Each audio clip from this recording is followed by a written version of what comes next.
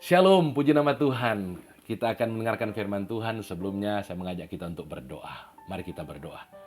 Roh Kudus, kenakanlah hamba-Mu sebagai pakaian-Mu, agar apa yang menjadi kehendak Bapa di sorga, itu akan hamba sampaikan kepada umat-Mu. Dalam nama Yesus hamba berdoa. Amin.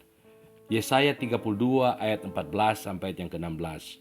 Sebab purimu sudah ditinggalkan, dan keramaian kotamu sudah berubah menjadi kesepian.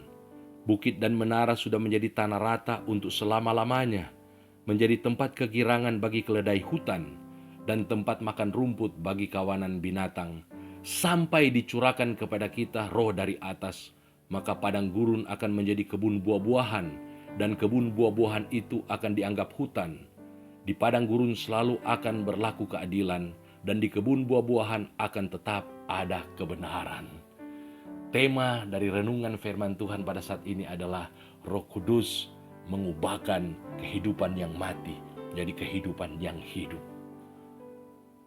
Kehidupan kita diibaratkan seperti padang gurun. Tentu kehidupan di luar Yesus. Sebelum kita percaya kepada Yesus, sebelum Roh Kudus berdiam dalam diri kita mati secara rohani. Kita tidak punya pengharapan, tidak punya kepastian akan keselamatan, tidak punya damai sejahtera, dan akhirnya hidup di dalam dosa. Pribadi-pribadi yang tidak punya kepastian akan keselamatan, dia pasti tidak punya damai sejahtera. Dan kalau dia tidak punya damai sejahtera, maka dia akan menjalani kehidupan ini menurut apa yang dia pandang baik. Dia berbuat segala sesuatu dianggap baik. Tetapi benarlah firman Tuhan yang berkata, ada jalan yang disangka lurus tetapi ujungnya maut. Bukan sorga tapi neraka yang akan dia tempuh atau dia tuju. Tentu kalau dia hidup di luar Yesus. Untuk itu sangat penting bagi kita. Pastikan bahwa kita telah menjadikan Yesus sebagai juru selamat kita secara pribadi. Sebab hanya dengan percaya kepada Yesus, maka kita akan diselamatkan. Dan ketika kita percaya kepada Yesus, maka Roh Kudus itu akan dikaruniakan kepada kita. Dan kalau Roh Kudus telah dikaruniakan menjadi milik kita, maka kehidupan kita akan diubahkan. Ingat, kehidupan yang seperti padang gurun akan menjadi kehidupan seperti kebun buah-buahan. Waduh, luar biasa. Dan itu janji Tuhan, luar biasa, indah. Kalau kita percaya kepada Yesus, kalau hidup kita dipimpin oleh Roh Kudus, maka kita akan berbuah. Kita akan menghasilkan yang namanya buah roh, yaitu kasih, sukacita, damai sejahtera, kebaikan, keadilan, kesetiaan, kemurahan, kelemah lembutan, kesabaran, dan penguasaan diri. Ini janji Tuhan, kehidupan kita akan berbuah. Dan buah yang dihasilkan melalui kehidupan kita akan dinikmati oleh banyak orang. Kalau Roh Kudus berdiam di dalam diri kita.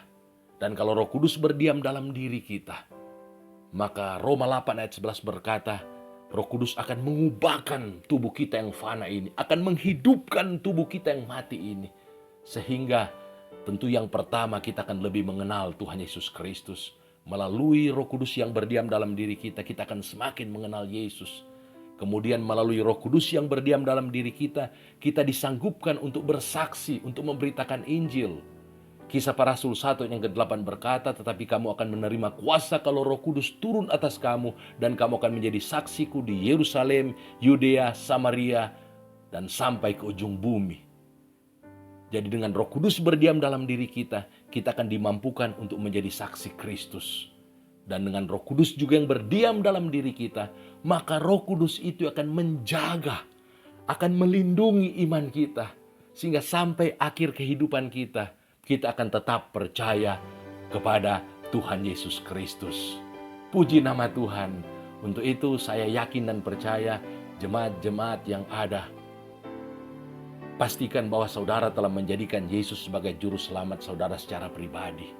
Kemudian pastikan bahwa Roh Kudus, kuasa Roh Kudus itu telah berdiam dalam diri kita. Dan kalau kita tahu bahwa itu sudah menjadi milik kita, mari kita hidup dalam kebenaran, hidup dalam keadilan, hidup dalam kesetiaan, hidup dalam ketaatan. Sehingga Roh Kudus itu akan terpelihara, berdiam dalam diri kita. Roh Kudus akan terus menyertai kehidupan kita dan dia akan memakai kita untuk menjadi saksi Kristus yang efektif bagi kemuliaan nama Tuhan. Roh Kudus mengubahkan kehidupan yang mati menjadi kehidupan yang hidup untuk kemuliaan nama Tuhan. Tuhan Yesus memberkati. Terima kasih Tuhan, hamba telah menyampaikan firman Allah. Biarlah firman Allah ini menjadi berkat bagi kami yang mendengarkannya. Dalam nama Yesus, haleluya, amin.